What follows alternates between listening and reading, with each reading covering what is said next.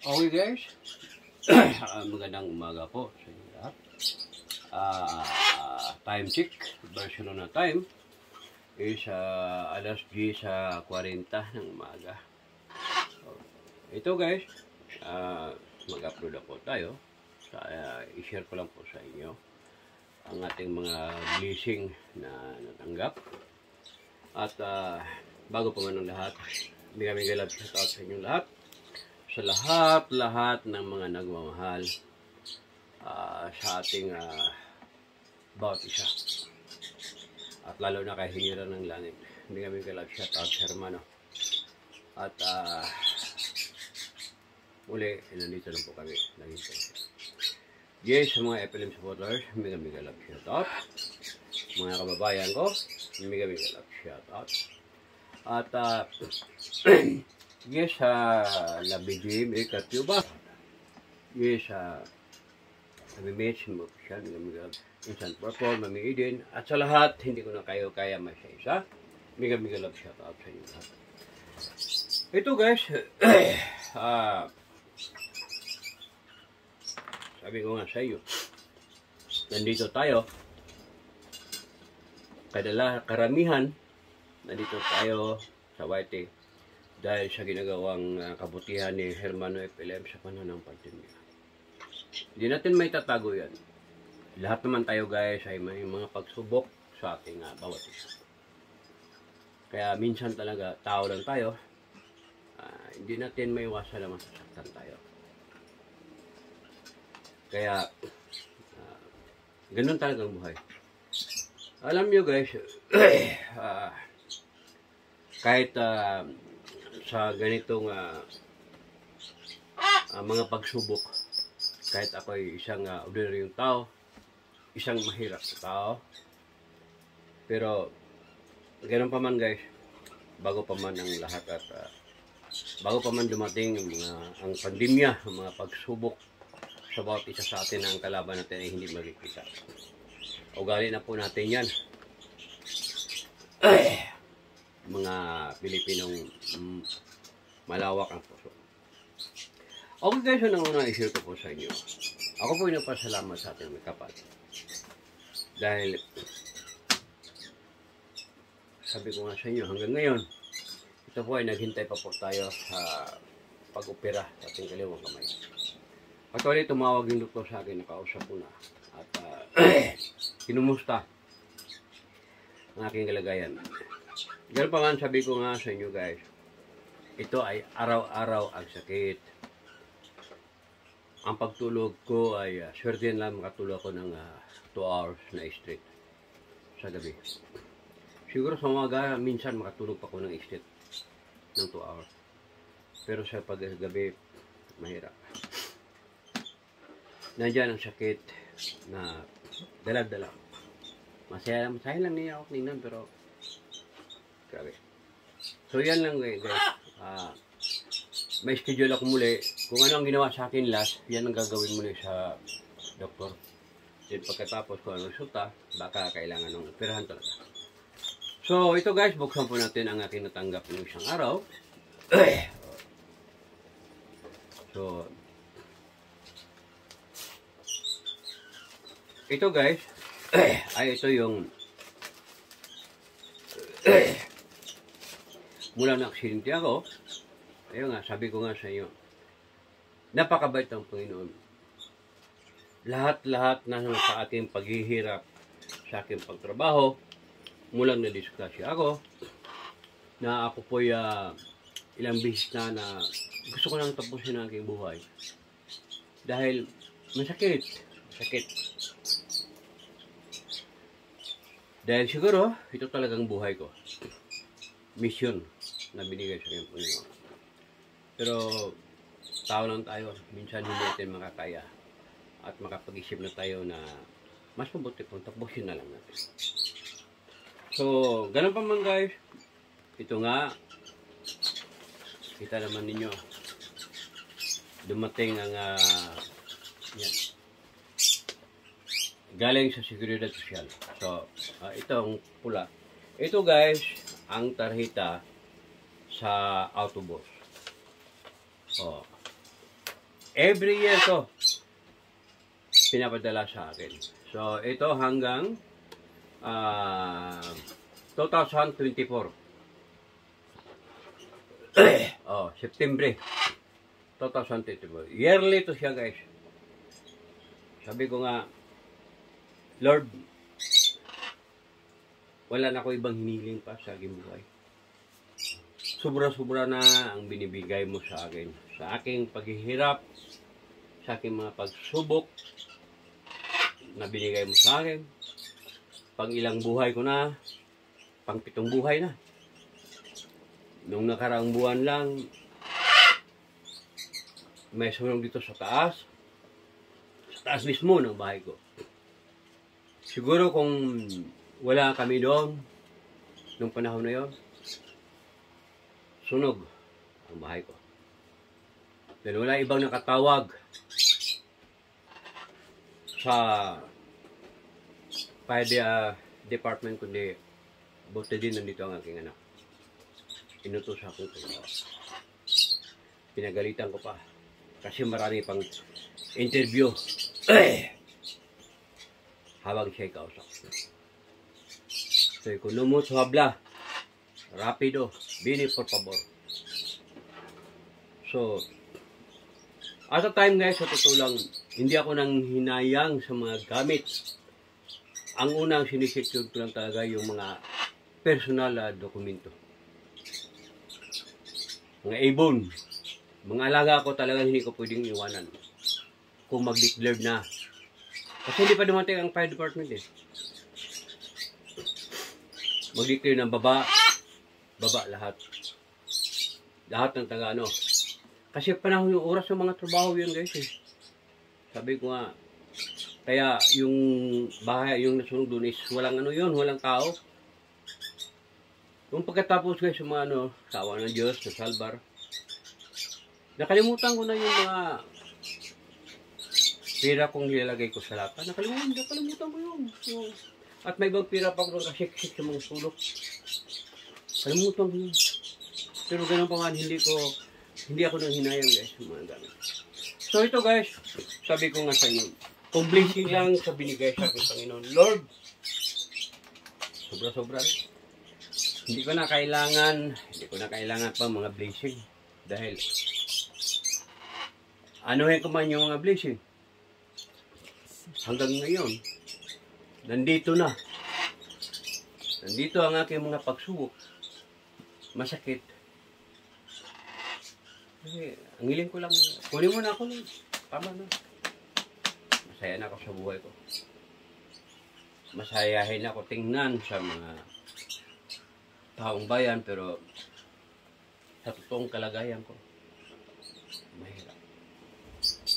Anuhin ko man ang mga gamit, nandyan na lahat, ano pa sa loob ng studio ko. Kung ganito man ang mga pagsubok ko, huwag na. Tama na. Katulad dito. Dumating. Ano yung naman to? Diba? Pero nandyan na. Buksan na lang natin. Para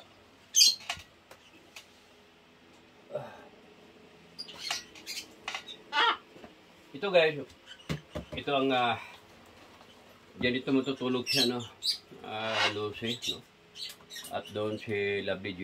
Hindi ko sila ano sa vlog kasi siya, mga silusa. Puro mga silusa itong mga ano. So, kaya alam niyo guys, sabi ko sa inyo, pag ako mag-vlog, halo-halo. Nandyan na lahat. Dahil, bakit pa? Di ba? Hindi naman tayo professional na ano. So, ito guys, i-unbox ko na lang to. Pag-share sa inyong kung ano man natanggap. Pero sabi ko nga sa inyo guys, sapat sa akin ng buhay ko na kung ano man ang ibinigay sa akin ng Panginoon. Kaya ito guys, Oh. Ito yung Samsung Galaxy 23 Plus. Ano kayong laman dito sa loob? Unahin natin to.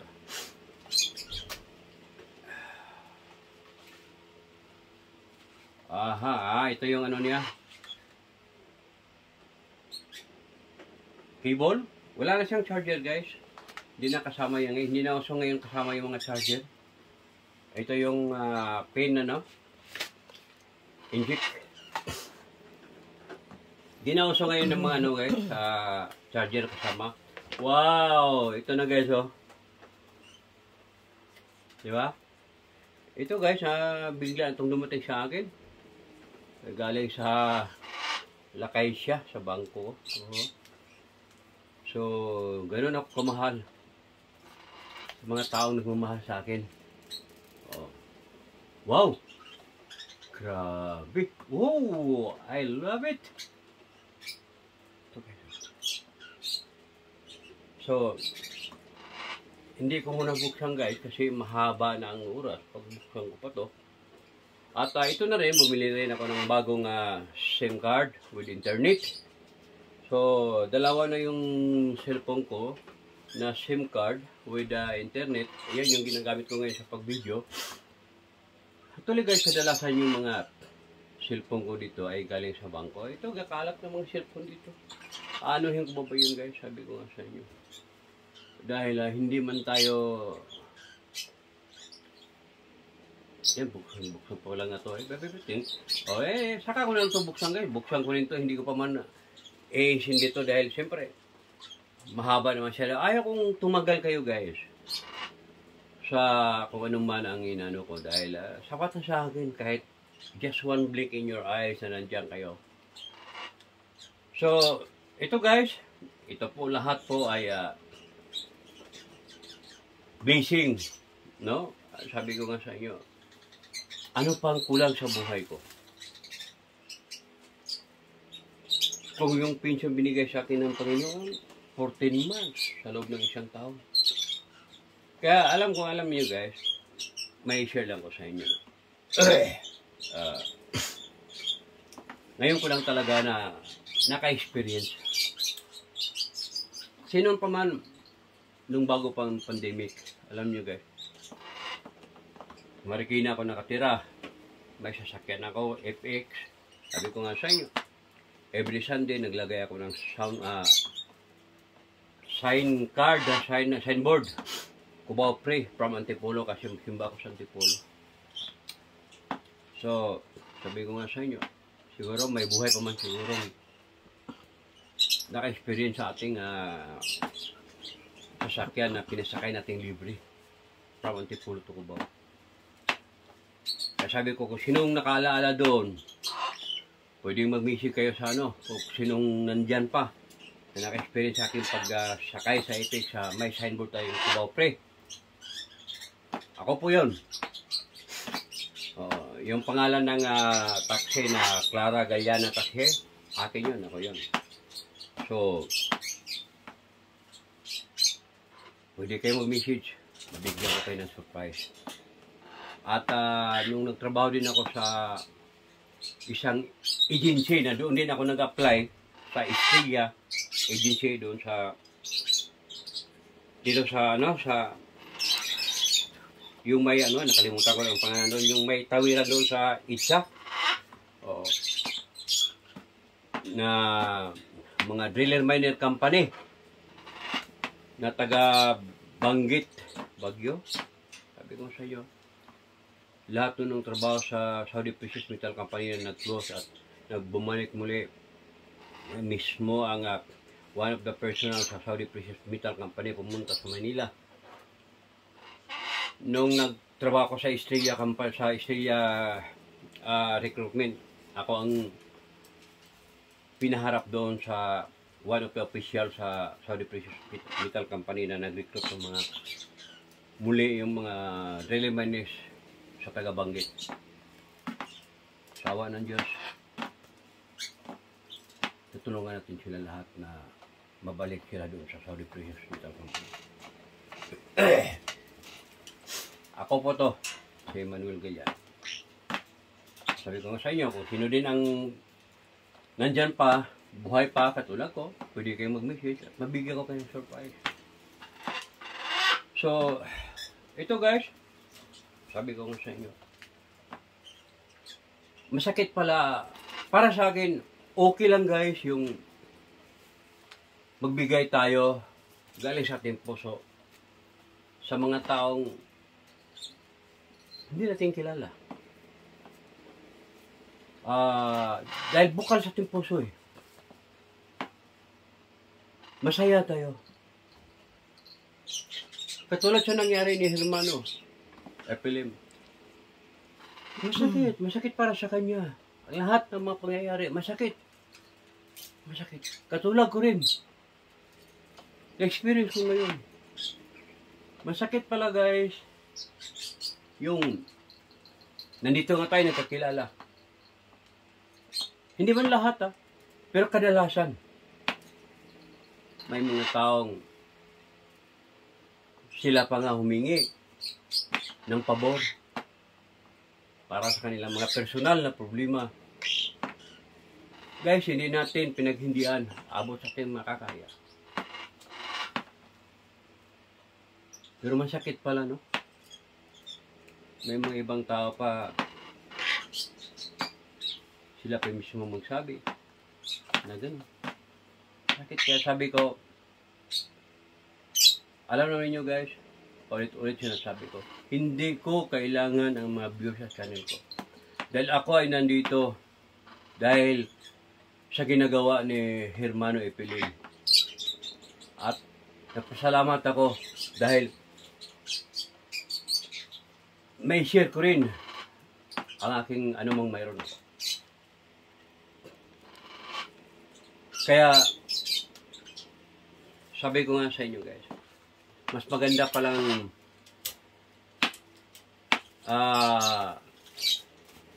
magbigay tayo sa mga taong hindi natin kilala kaysa mga taong nakilala natin na sila pa maghingi ng pabor pagkatapos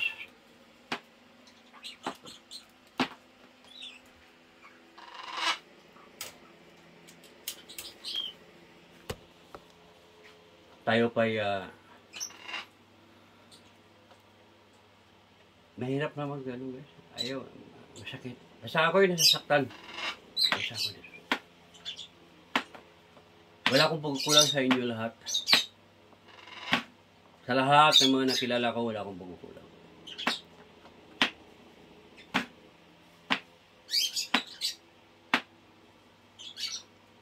Alam nyo guys, sa totoo lang, gustuhin kong pagpatuloy kung ano man ang nasa kalooban kong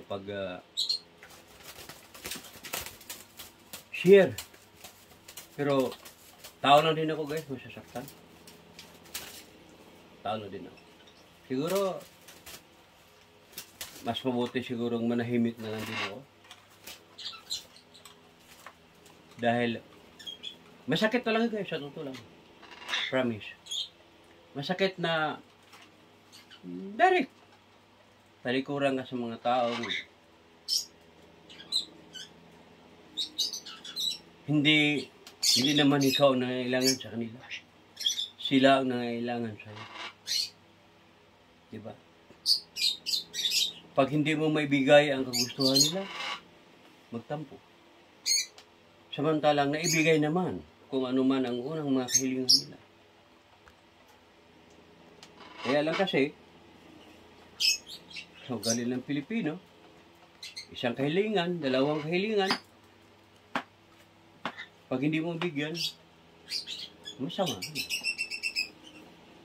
Ganun yan guys. Kahit sa kapatid, mangyayari yun.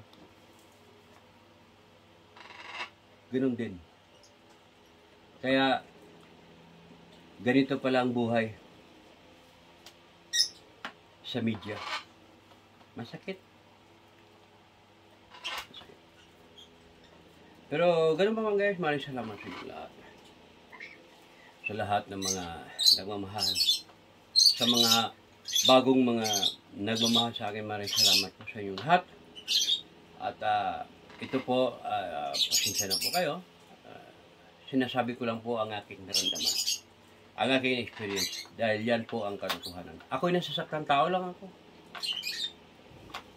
Hindi man ako nagsisi sa aking ginawa, pero masakit pala talaga. Kasi ang turing mo sa isang kaibigan na nakilala mo, masahol pa yan sa kapatid eh.